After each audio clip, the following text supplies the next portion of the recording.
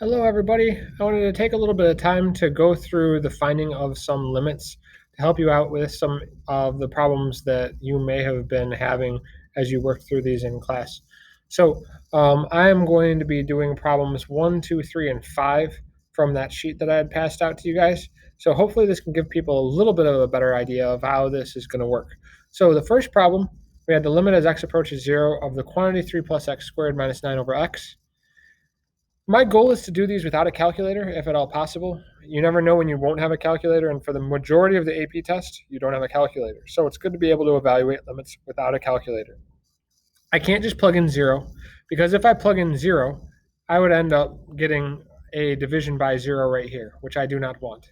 So because I don't want that, I'm going to see if I can manipulate this expression to make it look a little bit nicer.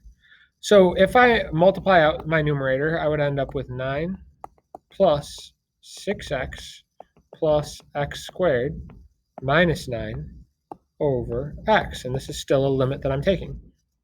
Well, the 9 would cancel with the 9.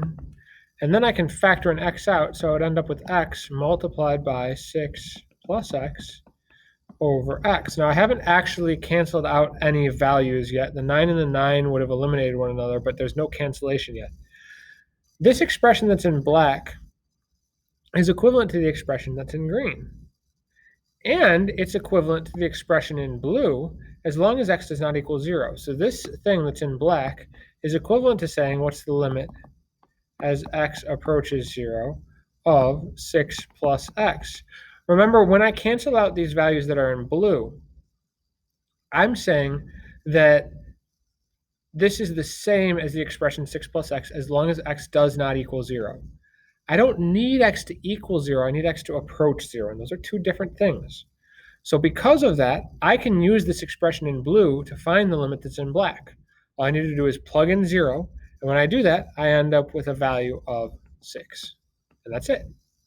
If I move to the next problem, this is one that we did in class, but I still wanted to go back over it in case people weren't following what's going on. Once again, I can't just plug in 0 because I'd end up dividing by 0. So instead, I'm going to multiply by what we called the conjugate. You'll recall this from pre-calc. We multiply by the x squared plus 9 plus 3 over the square root of x squared plus 9 plus 3. We did this in pre-calculus dealing with complex numbers, but now we're doing it dealing with radicals. If we multiply out the numerator, x squared plus 9 times x squared plus 9, all in square roots, becomes just x squared plus 9. The 3 multiplied by the square root of x squared plus 9 and the negative 3 multiplied by the square root of x squared plus 9 would eliminate one another. And then I just end up with the negative 3 and the positive 3 multiplying by one another, which would give me a minus 9. And my denominator, I'm not going to bother multiplying this out.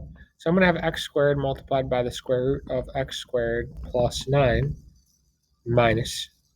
plus 3. The reason that I didn't bother canceling this out is because I actually want this x squared to be all alone on the denominator because I'm going to end up with an x squared all alone in the numerator. Once these 9s cancel each other out, I end up with just x squared over x squared. So the x squared that's on top can cancel with the x squared that's on the bottom, which is nice because then I'm just left with a 1. Remember, this means that the expression that you see over here in green is the same as the expression that you see over here in black as long as x does not equal 0, because that's the hole that we pulled out. But I don't need x to equal 0. I need x to approach 0 because that's what's happening with the limit. If I plug 0 into this expression, I will get 0 squared plus 9, which is 9. The square root of 9 is 3, and 3 plus 3 makes 6. So I end up with my limit equaling 1/6. If I move to the next problem, it's a little trickier. We've got an absolute value. We've got the absolute value of x minus 2 over x minus 2. And this is one that I can't really algebraically simplify. I just have to sort of think about it a little bit.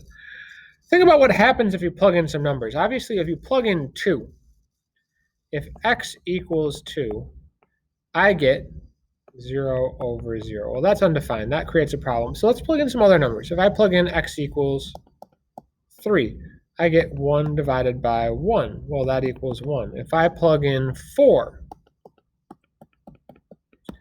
I get 2 divided by 2. Well, that also equals 1. If I plug in x equals 20, I get 18 divided by 18, which also equals 1. Well, that's weird. What happens if I plug in a number that's to the left of 2? Say I plug in 1.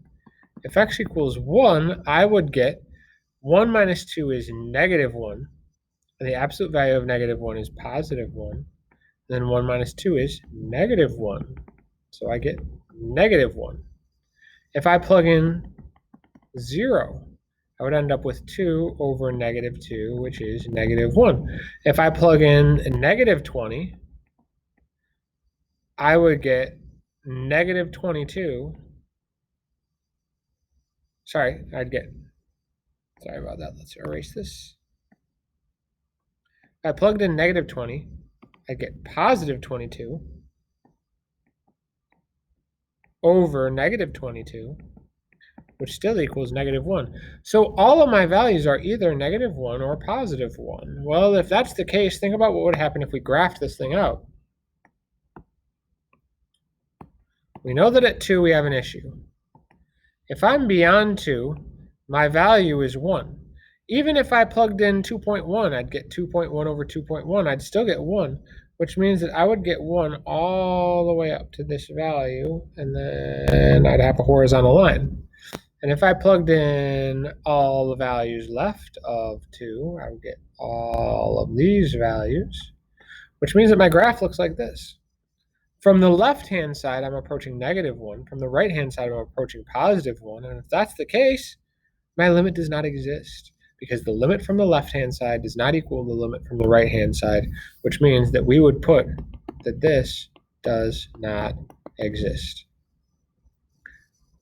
In the last problem, which was problem number 5 on the sheet that you guys had, we're asked to find the limit as x approaches infinity. This is actually a pre-calculus problem, but rather than talking about it as limits, we talked about it as end behavior or horizontal asymptotes. As x gets really, really big, what happens to this function? Well, let's say that you typed in 100. You put 100 into this. That would mean you'd get 3 multiplied by 100 times 100 is going to be 10,000 over 4 times 10,000 plus 200 minus 1. Well, essentially, for all intents and purposes, we're looking at 30,000 divided by 40,000 with some change extracted. You'll recall this conversation from pre-calculus, where we were talking about horizontal asymptotes. These 2 degrees are the same.